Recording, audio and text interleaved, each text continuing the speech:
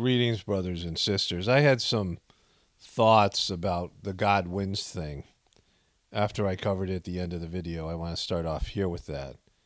Um, but first, I want to talk about this. When you wake up in so called truth community, or whatever this is, when you so called wake up, there is an event, for me.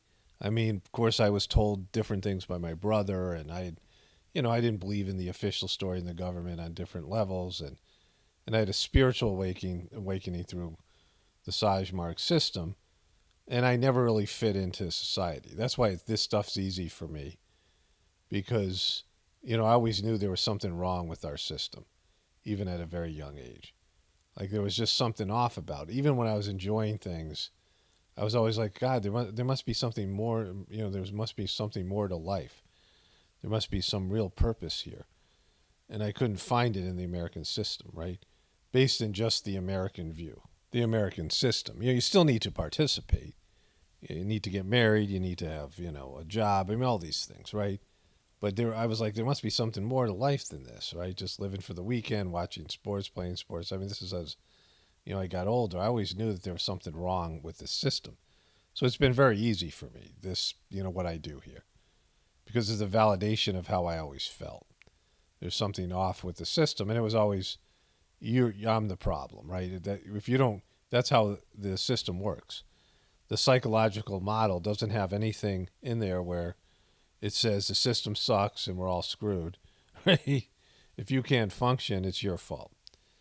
And so there's that. But when you wake up to what's in the truth community about this idea that the official story, the people running the system are in some ways evil, you go through phases. And for me, there was the big event, 2001. And then you go into a sort of a deep dive of truther narratives, many of which are all, not all that true, right? And for all of us, we go through these various phases and, we have deeper and deeper understanding. But some of the more intense stuff you weren't ready for. Think about in the beginning when you were waking up. You weren't ready for. And, it's pretty intense stuff, like bizarre stuff. Really, hard to believe that people would engage in that. Like adrenochrome stuff, right? Or like, saying the queen eats babies or something like that, right? Like, if you're coming into it or you're a sheeple, you can't just drop that on people, right? And that's what so many truthers do. That's, of course, the stuff with the QBs. You got to realize that, and it took me a while to realize this myself, that your stuff, when we say things on the internet, it's going out to all levels of people. Now, I have a more, in terms of like a sophistication and spiritual thought, and, I'm on I've been doing this for so long that I have a different, I'm on a different level. And I don't feel like I don't believe in the whole waking people up and changing their opinions. That's not what I do here. I have no interest in changing people's opinions or waking them up. I just say what I feel like should be said.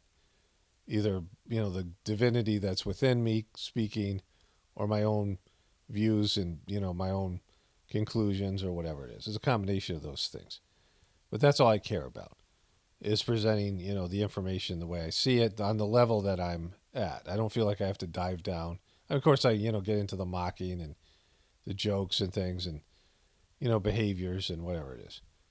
But in terms of like when I, when I'm doing what I'm doing here, this narrative, I don't feel like I have to dive down and spoon feed people, because there's plenty of other people that are for the lower levels, the initial entry levels into the truth community. But if you're a QB or you're some person who's upset about something and you're trying to tell your family and relatives or somebody who's a sheeple or just beginning to wake up, you got to realize, you got to think about your own process and realize you don't drop something like adrenochrome on them or whatever it might be.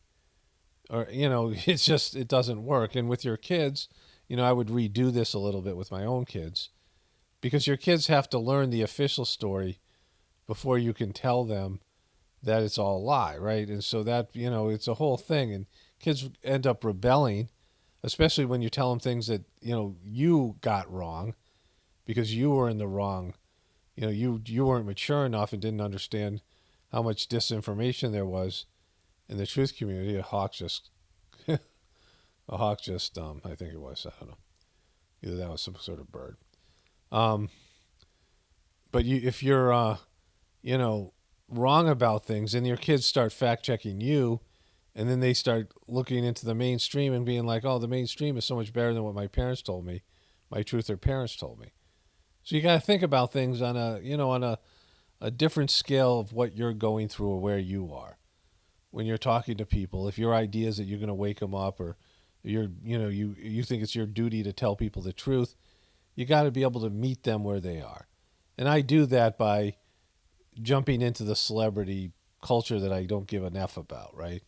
Like, I don't care about it, and I present my views, my spiritual views, and these other things here. And it's an evolving.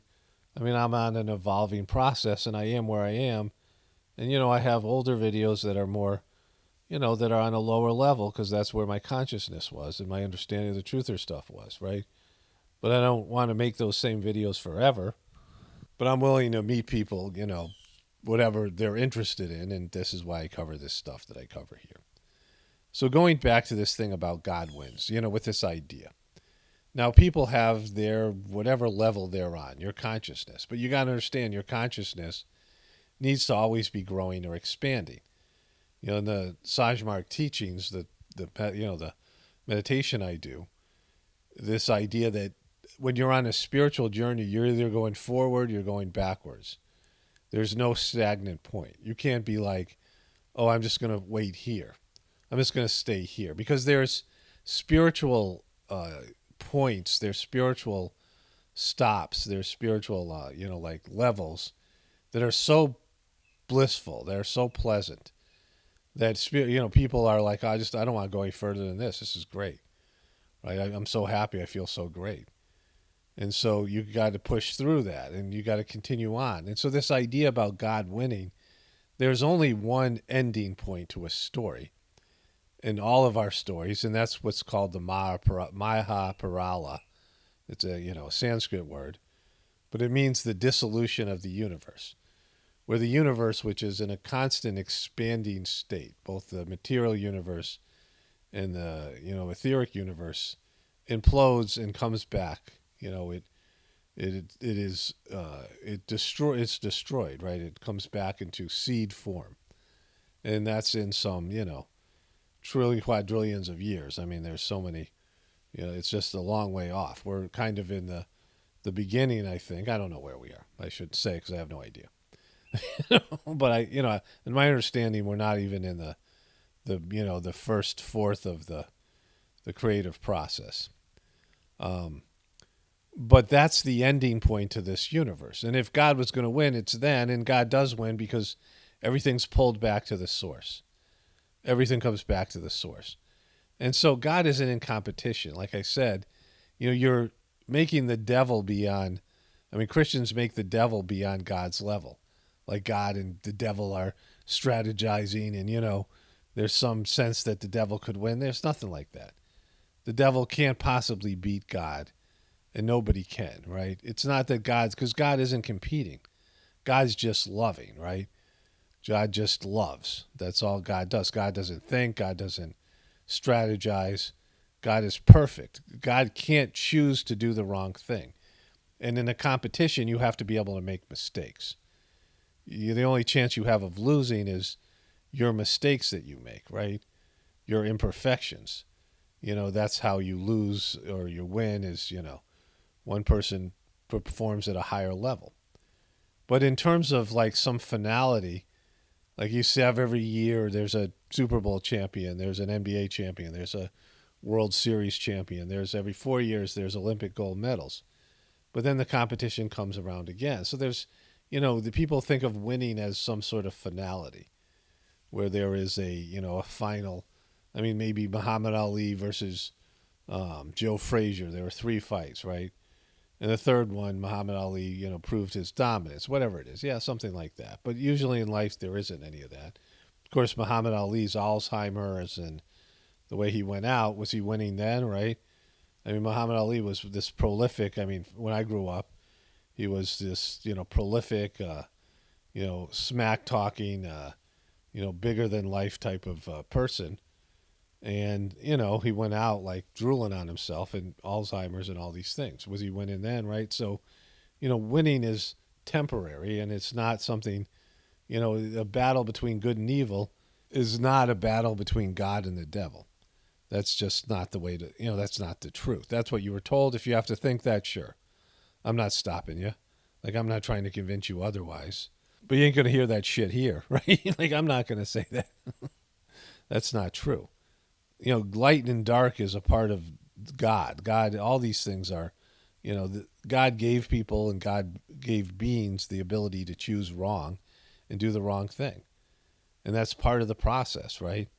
That's part of the journey. If people always made the right decisions and didn't have the ability to choose what's wrong, then there would be no drama. There would be no stories. There would be no misery and things like this.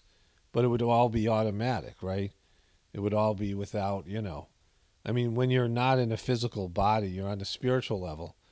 Your soul doesn't have the ability to choose wrong like we do here. This is a physical reality where the choices are, there's wrong choices that are very appealing because of the physical nature of our being. But when our soul leaves here, it still has all that grossness and all those, bad choices that we've made that are, part of the samskaric pattern. Let's say some of those samskaras are addictive in nature. You have a tendency towards addiction. You're not going to be addicted as a soul because there's nothing to grab onto. Your soul is pure. It's energetic. It's subtle. So when you get into a body, those addictive tendencies that are on your subtle bodies will manifest in alcoholism or drug use or something, right? But when you're a soul, when you're just a soul, it can't. It's there in your soul because you've accumulated that shit while you were on planet Earth, right? You gain these impressions, and then you die, and then you go be a soul again, and you have that stuff, and you have to clean it off. It has to be worked off, so you have to come back into life, and then figure that out, right? You got to evolve past that, and so all these things that are being done out here, good and evil, right and wrong, and they have nothing to do with God, and in terms of God battling and making sure, I wish this didn't happen, right? Oh, I'm going to have to fight that and make sure it doesn't. It's automatic, right? The divinity, the divine system wants everything to be pristine.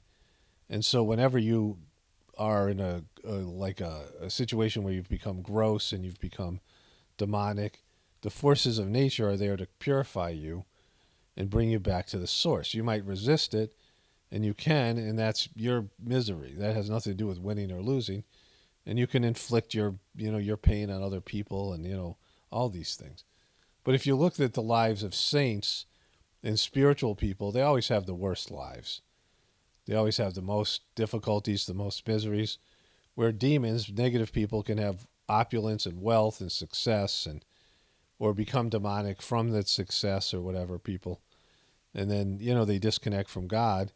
And they're lonely. Like, look at all the people I cover here. Madam Expiration Date, Will Smith, Tom Hanks. I mean, all along the list. All the people I cover. Politicians, Jojo Magoo, Trump, all of them.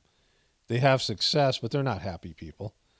They're people who are restless and they are missing out on something. They know that they're deep down that they're not getting it. They're not doing the right thing, but then they look at their success and it validates. That's why I talk about Madam Expiration Date. Because deep down they feel miserable, but they go, oh, look at all my money. Look at all my, everyone thinks I'm great. I must be successful. It validates their wrong path. They're, going in the wrong direction. And then they die and their soul regroups and it says, all right, I'm not going to do that again, right? Like I believe I had a long life as one of these Asuric kings, these demonic kings years ago. And I have an aversion to all that stuff. I have aversion to power and aversion to, wealth in the sense of, like, I don't have some, deep desire to be a billionaire or any of these things, right? I mean, I just, and success and popularity, that's why I don't care about what people think and whatever, because I've lived through that shit, right? I've been down that path. I mean, I know on some level I have, whether that life was legitimately, whatever it was, like if I experienced it. or not. There's something that I experienced which gave me aversion to those things because, it's not real. And when you go through that, you live a life like that and you do it in the right way, your soul says, all right, you did that. Let's clean that up and I'll never do that again. Right. I know this isn't, all that glitters isn't gold. So when people say God wins, well, what they should say, what really is the truth is everything has to go back to God at some point. God is the source. Everything has to return to the source. And we're all dependent on what we call love, the divine energy, the pranahuti that's given in the Sahaj Marg system. We're all dependent on love. It's the basis of our creation. And so we can't exist without God. We might dislike God. We might thumb our nose at God. We might want to destroy God's universe. We might, go full demon. But we still are dependent on God. It's in us. We might hate it, but it's in us, right? There's divinity in us. At the basis of all creation, there's divinity. And so we can't exist without the divinity that's within us. So people, demons are at war with themselves, right? They're competing with themselves. They're not, they have their egos and their soul is wanting them to return back to the source unless, they're assigned to do some villainous work, right? Because, there's definitely a battle of good and evil on this planet that is, part of the drama that sets up the conditions for people to ascend from their poor choices and choose the divine one. But it's really immature to think that you're on the good guy's side and you got to destroy the bad guys and everything will go back to normal, right? Like there's the Mahabharata and there's divine wars and there's conflict and things. But in all that, you're looking at the demon within you because everyone has divinity and a demon in them. Your ego's the demon and your soul's the divinity. So you have God and the devil within you. And it's an internal battle and you have to choose because we all choose both sides throughout our life. We all make divine choices. We all make demonic choices, selfish choices, egotistical choices. It's a battle within you, right? That's the divine drama. And it plays out in various circumstances. But, this idea that you have to put somebody down or destroy somebody or beat somebody. I mean, if that's what your assignment is, then yeah, whatever. But that's not what the real purpose of life is. It's to divinize yourself and, get rid of your lower tendencies and elevate yourself to making the right choices. Anyways, I think that's all I wanted to say. So let's get into Alec Baldwin, this other stuff. Okay, so let's move to Alec J. Baldwin here. Haven't covered him in a while because he got smart. I mean, he got smarter. It didn't last. It didn't take. Right? And he had to sell his house and he paid off Helena Hutchins' husband. And it looked like there's an announcement that criminal charges were going to be imminent, right? What am I saying here? We're going to possibly be soon. And he just went, he just published a bunch of nonsensical stuff with his kids and Angela Lansbury and his Spanish dude from Boston and their new baby. Like he just got smarter. He was like, all right, I'm not going to say anything. But then he did. He did this here. 1 year ago today, you capped her, right? You shot this dude here when she was cinematographing you. And this was not a good idea. Like, why would you post this on Instagram? Instagram is not some sacred place where you celebrate the dead. It's Instagram. I mean, you celebrate the dead in a different way on Instagram, not in a way that's with any reverence. But he did this, and he just brought it all back up on himself because it's Alec P. Baldwin. And then he said some things here. I don't know what. Let's see. So here in upstate New York in Syracuse, where my sister lives, outside of Syracuse, it really is beautiful. There was a time in my life when I imagined if I hadn't gotten married again, that I would move here. So it's the girl from Boston, Spain's fault, right? It's the dude from Boston, Spain's fault. Is that what this is one of those if I only had, things would be so different if he's going to talk a lot about his fall without realizing it. He's going to say the word fall multiple times. Not only that it's fall outside, the season fall, but also he's going to talk about falling. And either this is some great metaphorical work, scripted work in the show, or he's just completely oblivious to talking about his own fall and not realizing it. I thought, I'd keep my apartment in New York and work every now and then I would come up here and teach film appreciation or something like that. I'd teach film appreciation or something like that at SU. Number one, he's thought about this quite a bit. Like, this is one of those things, you have some regrets in life, right? His was marrying some dude from Boston, Spain, right? And, where you had these turning points, and he's imagining an alternative reality. Had he not married, remarried, and this is what he'd be doing, right? He's talking about like it still could happen. And that's the other thing. He's talking about like, yeah, this is what I'm, it's like he's made this alternative life. This is coming the day before the anniversary of him shooting as cinematographer, right? And so the regrets are piling in, and he's thinking about this quite a bit. Like he's coming up there going, oh yeah, this could have been my life, right? And I would move up here where my family has lived for many years. After my dad died in 1983, my mom and my sister, they moved up here where my mom is from. And they live in this very pretty area. It's so pretty here. It's just really, really gorgeous, especially this time of year. And I drive around here and I go, oh, that's the house I would have bought. And, oh, that's the property I would have bought.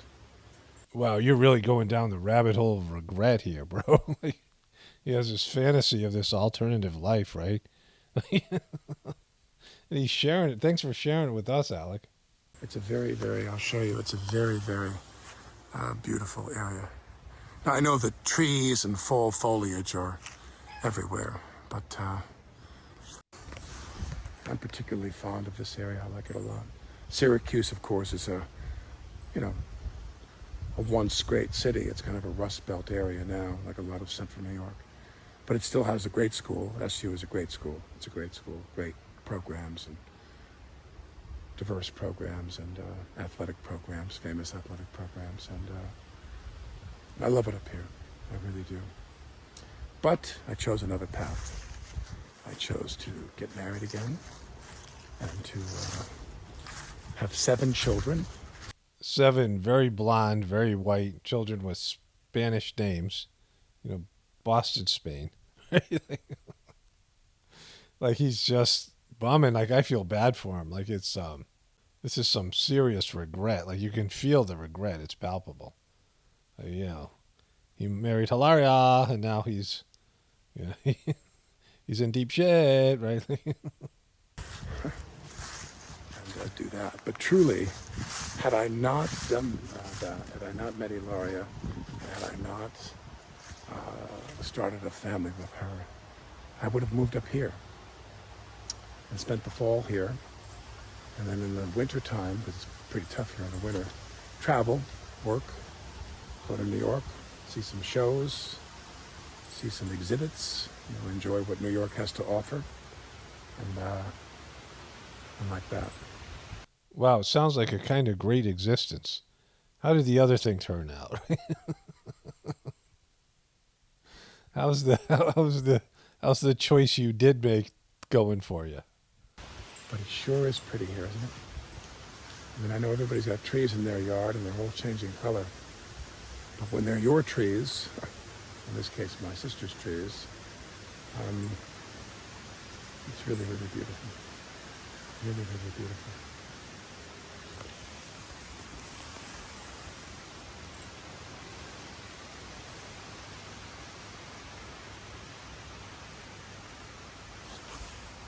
Happy fall. Did you hear that happy fall part at the end?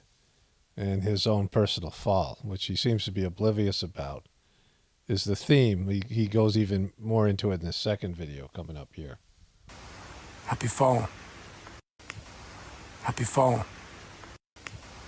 Happy fall. So then there was a part 2, and the fall theme continued in 3 different ways. Pratt's Falls Park.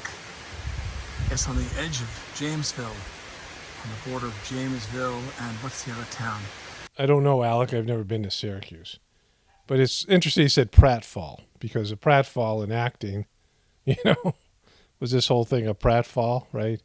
He's at Pratt Falls Park, which has, he's going to say the thing probably, 10 times. And tomorrow is going to be the anniversary, which he's going to get into, of the time he shot his cinematographer. And so he's at Pratt Falls Park. It starts with an O. It'll come to me. I'll post it in the copy. This is Pratt's Falls Park. About a 40-minute drive from my sister's house, my mom's house.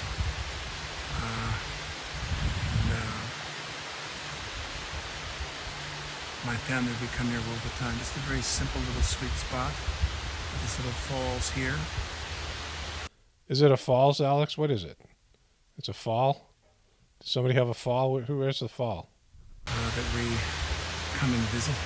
Very steep down this hill. Look at that. How it goes way down. You can't really tell from here. There's trails, and it's a pretty steep drop down there. Someone could have a career-ending fall if they weren't careful.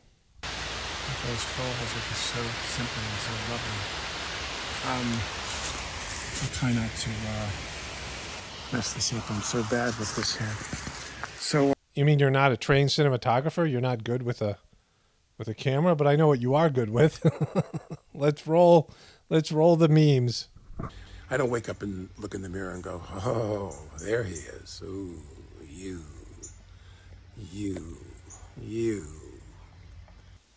Consider the source. Oh, she's a white girl? Yes, I am a white girl. I am a white girl. So, for example, my wife's on the phone with her hairdresser or her friend. She's like, really? Okay, I can't wait to see you. That's going to be great. Fantastic. What time? 12 o'clock? My wife is from Spain. Mm-hmm. And she said, blah, blah, blah. Leonela! Basta! Los palitas, basta! Las palitas, suficiente! Ay. See. Itana Ben.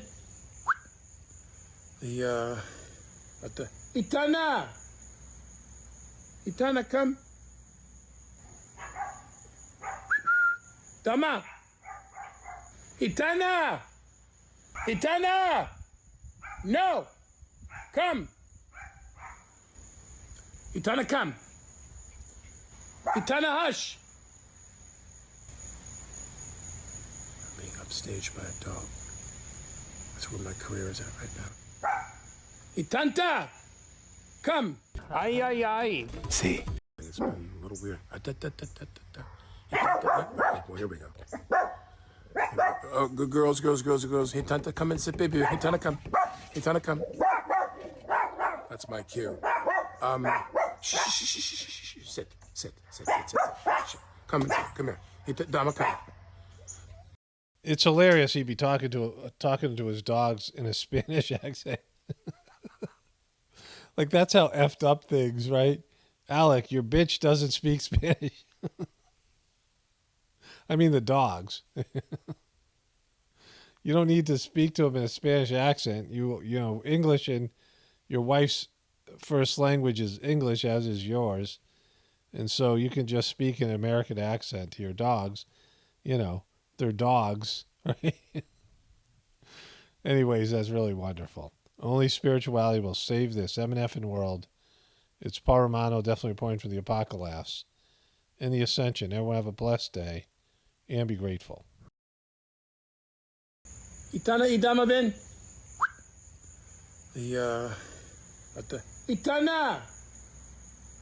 Itana, come. Dama. Itana. No. Come. Itana, come. Itana, hush. I'm being upstaged by a dog. That's where my career is at right now. Itanta, come. Trump is alone. Trump is an anomaly. Trump is a maniac.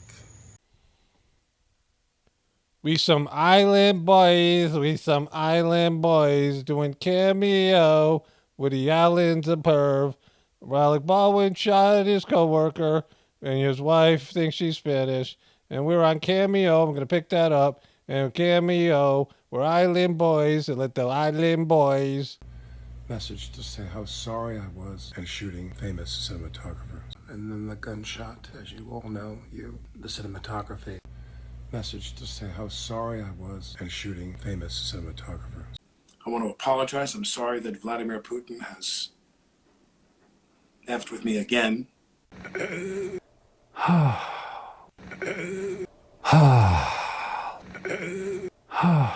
Click with, I don't know what words to use today, but if they click with them. Isn't marriage a gunfight sometimes?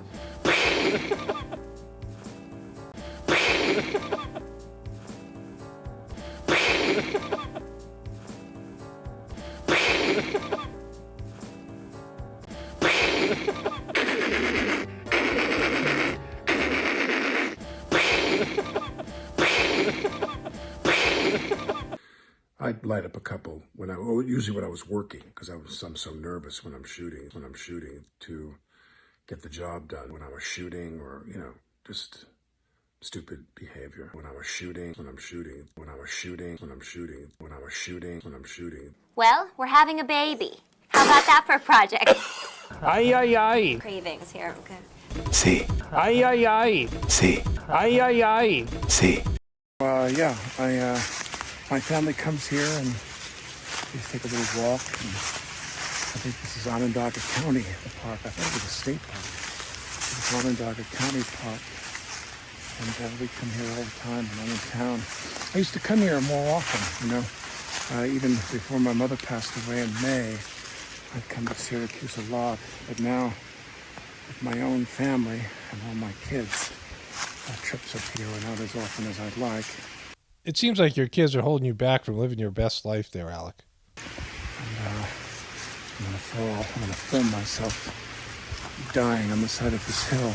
So there it is, right? I mean, he's foreshadowing his demise. I mean, he's been talking like he's somehow, suicidal or self-harm.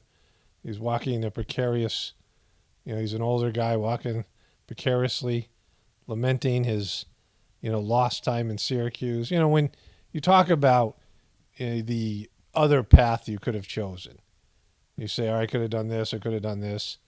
And you always should say, just out of courtesy's sake, yeah, but I'm glad I chose the one I did. Especially when that involves like a wife and kids. And Look at that, how that goes there, that steep, steep, steep hill. Down, down, down. You take trails and go all the way down there. And it's really, really so lovely. And again, standing on the cliff at Pratt Falls, right? Saying the word fall over and over again, lamenting his choice. And then, it's an anniversary day coming up the next. my sister and I, in particular, my sister Beth and I, love this.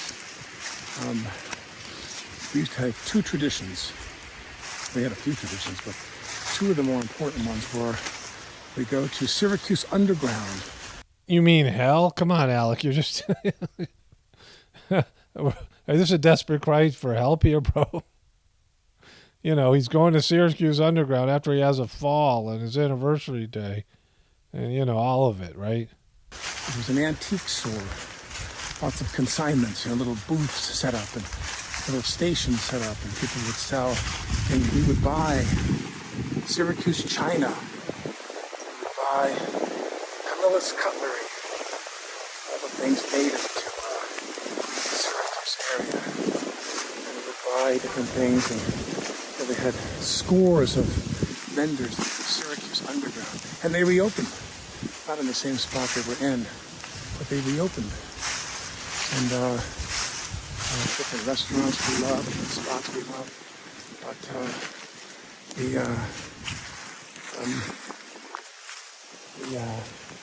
there's another place we love is Pratt's Falls. I love Pratt's Falls. What's the name of the place again? We have a new tradition, a place called Ballywicks in Elbridge. We go to have breakfast. This is really cool. A barn-style market and cafe. We love that too. Ballywicks is added onto our list. But this is Pratt's Falls Park.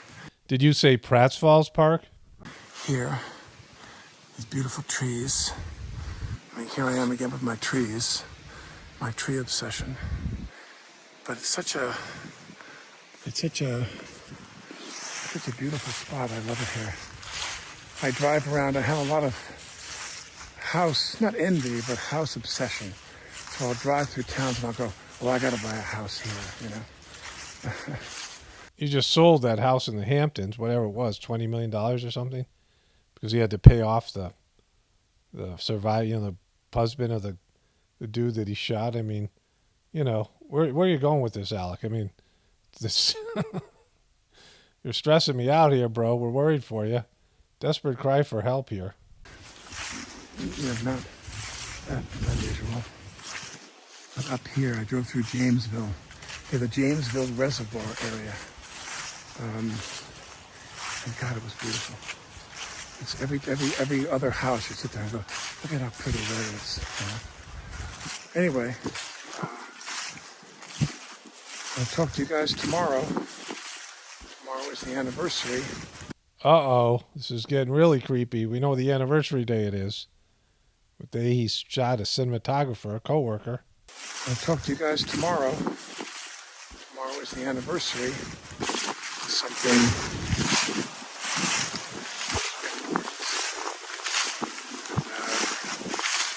beyond tomorrow.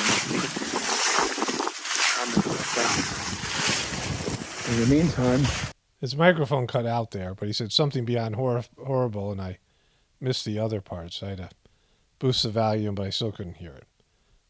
Maybe you could, but whatever. But he's just, Pratt's Falls. Here we are, Pratt's Falls Park, which you think is just absolutely beautiful.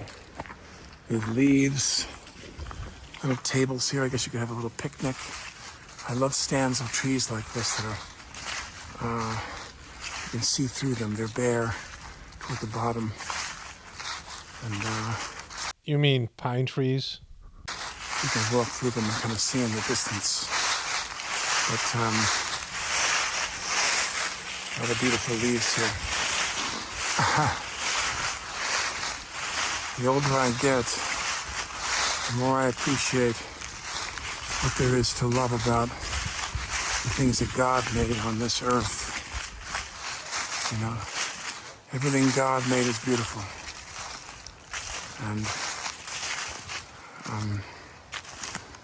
I don't think the same could be said for what man made, but for today we're going to say that everything that God made is beautiful. And it's so nice to be here. And have a breath of really beautiful air. Anyway, there it is. Pratt's Falls Park. See you guys tomorrow. Not if I see you first. And A, and B, are you going to be armed? He just sounds depressed and like just, the state when somebody's life is coming to an end. I mean, that's what he's been sounding like for a while. So here are some comments. A person says, thanks so much for showing. Well, first it says, comments on this post have been limited. Thanks so much for showing those areas of upstate New York. Before my sister moved to the Finger Lakes, I told her it was God's country. She still lives there. God or your sister. But this one as well, comments on this post have been limited. Only like famous people here. Cheryl Hines, Leslie Jordan, some of these other famous actors. I don't know. Cheryl Hines is some sort of actress. Somebody here. Char's Beast by Domingo. And Lottie Goldsmith. Heartbreaking, it says, for Alec, right? But he just sounds so... he's gone, right? It's hard times for Alec. You also limited the comments on this part too. Pratt's Falls. Let's go to the Kardashians of a yesteryear. Now I know about my sister. You are so jealous. You are just so jealous that you cannot get a Bentley and you're trying to ruin my moment for me. She's so jelly. I'm so jelly. You're so jelly. This is the big one before the plastic surgery, right?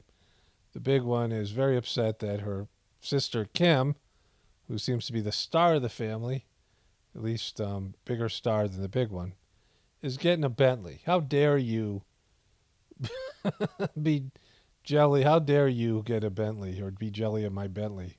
You joking? So get away, you jealous psycho. Get away, you jealous psycho B. Hey, Mom, can I talk to you? I hate my sisters. Yeah, they don't like, I get a Bentley. I don't get a Bentley. A Bentley.